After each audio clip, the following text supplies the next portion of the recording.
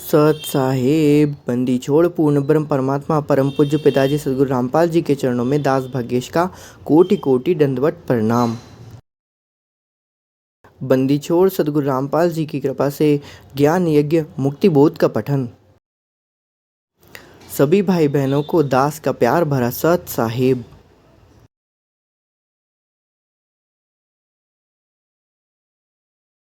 बंदीछोड़ शब्द स्वरूप साहेब बंदीछोड़ शब्द स्वरूप साहेब सर्वंगी सदगुरु रामपाल जी भगवान के चरणों में दास का कोटि कोटि दंडवत प्रणाम। हम लोग देख रहे हैं मुक्ति बोध पारक के अंक सरलाद पेज नंबर 149। अब पेज नंबर 149 के आखिरी में उसने कहा है कि अपने पूर्व जनों की जन्म मिली जानकारी के बारे में राबिया ने बताया है कि राबिया को उस समय वहाँ पर क्या हुआ था, उसको तीन जन्म नहीं 2.5 जन्म मिले थे। 1.5 घंटे तक प्रवचन करी उसने। उस समय 12 वर्ष की आयु में कबीर जी मिले थे।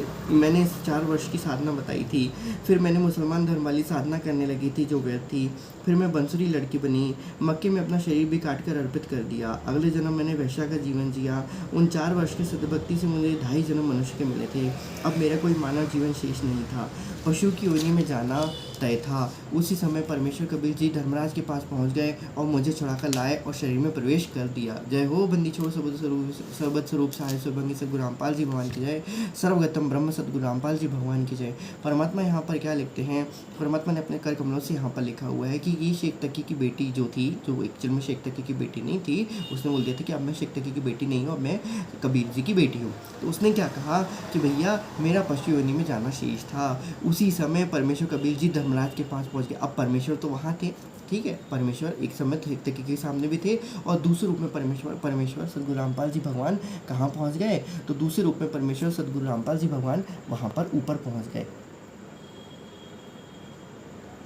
दूसरा रूप बना के परमात्मा वहाँ पहुँच गए। तो परमात्मा दहु ठौर है एक तू भया एक से दो गरीब दासम कारणे आए हो मग। जो कहने का भाव यहाँ पर यह है कि परमात्मा एक साथ अपने कई रूपों को सृजन कर सकता है।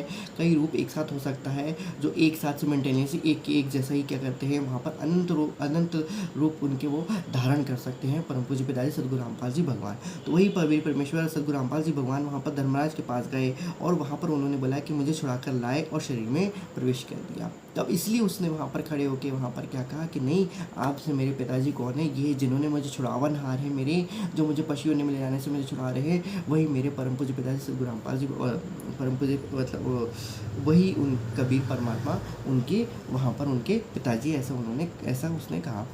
इनकी कृपा से मुझे मानव जीवन मिला है। अब मैं अपने वास्तविक पिता अल्लाह कबीर जी के साथ रहूँगी। वो है वास्तविक पिता अल्लाह कबीर के साथ रहूँगी। अब हम वास्तविक पिता अपने सदगुरु रामपाल जी भगवान के साथ रहेंगे। कबीर जी ने कमाली की बेटी की तरह पाला और अपने घर पर रखा। उपस्थित लाखों की संख्या में दर्शकों ने परमेश्वर कबीर जी से दीक्षा ली। अब वहाँ पर जो उपस्थित थे उन्होंने लाखों की संख्या में दर्शकों ने परमेश्वर कबीर जी से उस समय वहाँ पर दीक्षा ले ली। उस सिख तकी को छोड़ो अपने प्रथम सबको प्रथम 5 मंत्र उपदेश दिए। इस प्रकार कबीर जी के उस समय 64 लाख शिष्य हो गए। होए वे चमत्कार देखकर ही शरण में आए थे। परमात्मा क्या कह रहे हैं कि चमत्कार देखकर शरण में आए थे। ये बात इंपॉर्टेंट है। यदि कोई ज्ञानवान व्यक्ति होगा तो यहाँ पर समझ गया होगा कि परमात्मा लिखना क्या चाह रहे हैं वहाँ पर, कि वे चमत्कार देकर ही शरण में आए थे। परमात्मा की शरण यदि सच्ची शरण ग्रहण करना है तो उसके ज्ञान से शरण की जाती है, ना कि उसके चमत्कारों को देख के शरण की जाती है। क्योंकि चमत्कार परमात्मा कहते हैं कि चमत्कार वमत्कार ये सब परमात्मा के दाएं बाएं हाथ का खेल है। जिसने सारी सृष्टि रचाई है, जिसने सारी सृष्टि को रचा हुआ है कहना चाहिए, वो क्या एक बच्चे को जीवित नहीं कर सकता? कर सकता है। ऐसे कई चमत्कार परमात्मा कर सकते हैं। लेकिन कहने का भाव ये कि चमत्कारों को देख कि तुम यदि मान लीजिए उनकी तरफ यदि आकर्षित हो रहे हो तो तुम चमत्कार के अधीन हो, ना कि तुम ज्ञान के अधीन हो। और यहाँ पर काल का जो होता है, उनसे जो करार होता है, परमात्मा का करार, वहाँ पर काल का करार वहाँ पर टूट जाता है। टूटने का तात्पर्य ये है परमात्मा और काल के बीच में जब परमात्मा पहली बार धरती पे आने की कोशिश कर रहे थे, परमात्मा आए थे, मतलब कहना चाहिए कोशिश नहीं की थी, उन्होंने आए थे, तो उस समय वहाँ पर काल वहाँ पर आके खड़ा हो गया और उन्होंने बहुत बकवाद करी। काल ने उनके साथ बहुत बकवाद करी थी। तो उसने परमात्मा से वचन बनाए थे कि ज्ञान देख के, ज्ञान समझ के जो उनका हो जाए वो उनका है। ज्ञान देख के उनका जो हो जाए, ज्ञान सुन के जो उनका हो जाए, ज्ञान के आधार से जो परमात्मा को क्या कर ले, वो परमात्मा मान ले, वो उनका है। उसको परमात्मा मैं नहीं छूँगा करके, ये काल ने वचन भरे थे। आज काल उस वचन को पूरा कर रहा है।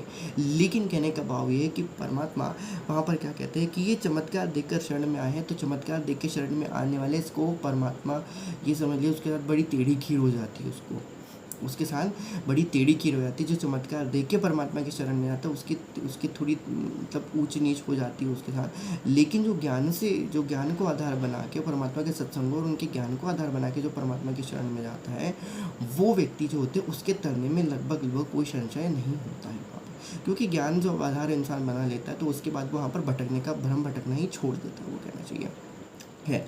और अधिक जानकारी के लिए आप लोग साथ संगति में जाइए, वहाँ पर जो भगत आत्मा है उनसे आप पूछिए, उनके साथ बैठिए, उनके साथ ज्ञान चर्चाएँ करिए, परमात्मा के सत्संगों को सुनिए, पवनदास इस लाइव को सुनिए। और भी जो भगवान सदगुरु रामपाल जी भगवान नाम के जो यूट्यूब चैनल बने हुए हैं उनको भी आप वहाँ पर क्या करिए, सर्च करिए, उन पर देखिए, उन पर सारे के सारे शंका समाधान ज्ञान आधारित जो भी बातें वो सब वहाँ पर आपको मिल जाएंगी, ठीक है, जिससे आप परमात्मा को पहचान सकते हैं। कहने का भाव है कि चमत्कार देखिए परमात्मा की शरण में जाने वाले को तो काल का ही मतलब वो रहता है एक प्रकार से। खैर, अब ज़्यादा आगे न बढ़ाते हुए, ज़्यादा बात आगे नहीं बढ़ाते, नहीं तो ठीक नहीं है। दिल्ली नगर की स्त्रियाँ उनसे ये अनोखी बातें सुनकर बाद में चर्चा करती थी कि क्या ये बातें संभव हो सकती हैं।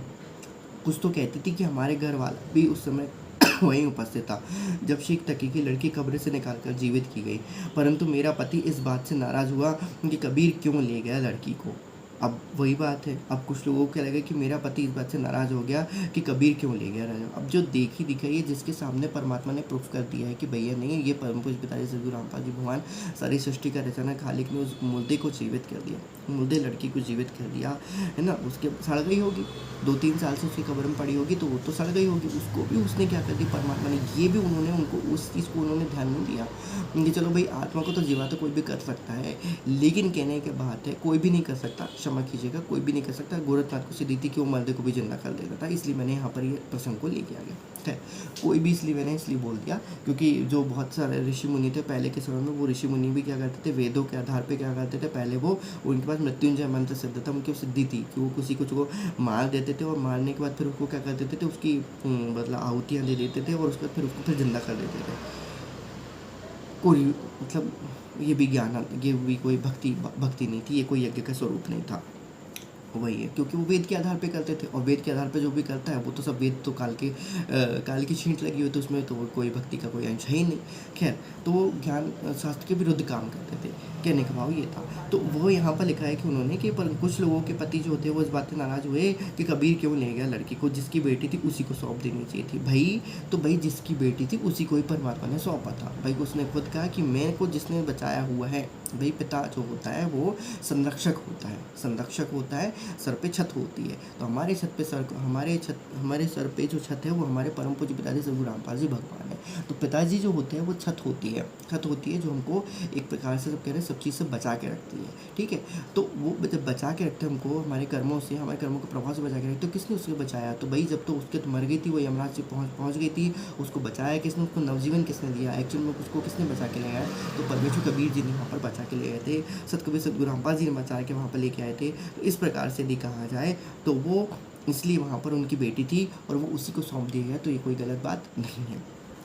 भावार्थ यह है कि कुल मिलाकर वे स्त्रियाँ अंदर के मजाक रूप में जानती थी, परंतु उनके सम्मुख चुप रह जाती था। परमात्मा इसका भावार्थ भी लिख दिया है कि कुल मिलाकर वे स्त्रियाँ अंदर से मजाक रूप में मानती थी, परंतु उनके सम्मुख चुप रह जाती थी, है ना कि नहीं। अब यही बात होती है कि अब वो परमात्मा ने यहाँ पर लिखा है कि ये पापी मन को दिखाने के लिए परमात्मा को ये चमत्कार करने पड़ते हैं, परमात्मा को प्रमाण छोड़ने पड़ते हैं, अर्थात परमात्मा को प्रमाण छोड़ने पड़ते हैं किसके लिए, मन पापी को दिखाने के लिए ये ऐसा है भाई करके, ठीक है। अब यदि ये मन पापी की कथा कहा जाए तो सेवों संबंध की कथा में परमात्मा ने यहाँ पर बताया हुआ है, और भी बहुत सारी चीज़ें हैं, लेकिन वो वही बात है ना कि मन मान जा बन भोगेगा अपना किया, मन मान जा बुढ़ापा है। परमात्मा ने मन के ऊपर बहुत सारी चीज़ें रखी है, ये मन माया हो रहा तो लेखा रे करतार, इसलिए करतार कहते हैं कि करतार मैं तो लेखा ले लेता हूँ, सदगुरु रामपाल जी बोलते मैं तो लेखा ले लेता हूँ कि करती ये मन है जो नहीं मानता, इसको दिखाने के लिए मुझे क्या करानी पड़ती, भक्ति पूरी करानी पड़ती है। खैर आगे परमात्मा लिखते हैं सेव नेकी सेव सिमन के बलिदान की कथा। अब ये हम इसको कल देखेंगे। बंदी छोड़ सतगुरु रामपाल जी की कृपा, पेज नंबर 150, पारक के अंक सलाद। यहाँ पर शिक तक की कहानी यहाँ पर कंप्लीट होती है। अब आगे हम देखेंगे पेज नंबर 150 पे नेकी सेव शिव समन की बलिदान की कथा। बंदी छोड़ सतगुरु रामपाल जी भगवान की जय। बंदी छोड़ पूर्ण ब्रह्म परमात्मा जगत गुरु तत्वदर्शी चंद्रमणि सतगुरु रामपाल जी भगवान की जय। इवन ये कहानी परमात्मा ने यहाँ पर दो बार से रिपीट कर दी है कि वही शेख तकी वाली कहानी। इस समय साहिब कबीर अपने भक्त समन के यहाँ पर अचानक दो सेवकों के साथ पहुँचे थे। उधर पर उनके घर में कुछ नहीं था। फिर वो कहते हैं कि मेरे पापी प्राणी पर फूल छूट गया। फिर पापी प्राणी के बाद वो क्या कहता है 151 पे वो भोला ये बेटा ये भोले नाले ने आज सब कभी साहिब इसकी नगरी करने खाए बिना चले गए तो काल भगवान नाराज़ हो जाएगा। फिर आगे अर्धा रात्रि के समय में दोनों चोरी करने के लिए जाते हैं। फिर उसका गला काट देते हैं। और इसके बाद फिर पेज नंबर 152 पे परमात्मा फिर से कि वही कहानी लिखते हैं कि दुकान पर जा पर कहते हैं उसका गर्दन बाहर निकाल काट देते हैं। और फिर वहाँ पर ईंट पकाने के भट्टे में उस खंडर में डाल के जाते हैं और वो लेके आ जाता है, गुद्दड़ लेके आ जाता है।